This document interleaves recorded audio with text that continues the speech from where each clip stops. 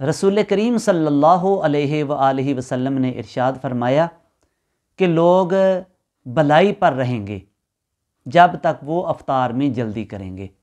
تو افطار میں جلدی کرنے کا مطلب ہرگز یہ نہیں کہ آپ افطاری کا ٹائم شروع ہونے سے پہلے ہی آپ افطار کر لیں، نہیں، اس حدیث پاک کا مطلب یہ ہے کہ جب افطاری کا وقت ہو گیا ہے، سورج غروب ہو چکا ہے، افطاری کا وقت ہو چکا ہے، تو اب کسی قسم کی لیٹ نہ کی جائے۔ لیٹ کرنے کو یہ یہود کے مشابہ قرار دیا گیا ہے، تو اس لیے جب افطاری کا وقت ہو جائے تو فوری طور پر افطاری کر لینی چاہیے، اس میں دیر نہیں کرنی چاہیے۔ تو افطاری میں جلدی کرنے کا یہ مطلب ہے کہ افطاری کا وقت ہو جائے تو پھر جلدی روزے کو افطار کر لیں۔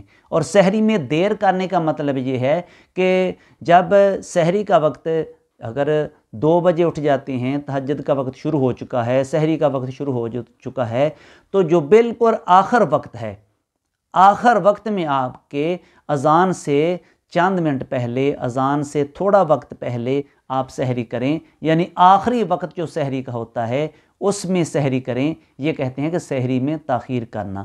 تو یہ نبی کریم صلی اللہ علیہ وآلہ وسلم نے سحری میں تاخیر کرنے کا حکم دیا ہے۔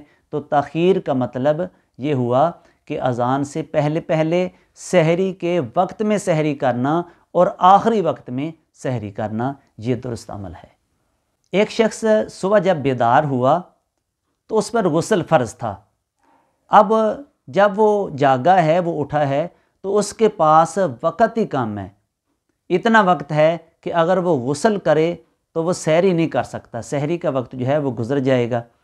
وہ دو کاموں میں سے ایک کام کر سکتا ہے، یا سحری کر سکتا ہے یا غسل کر سکتا ہے۔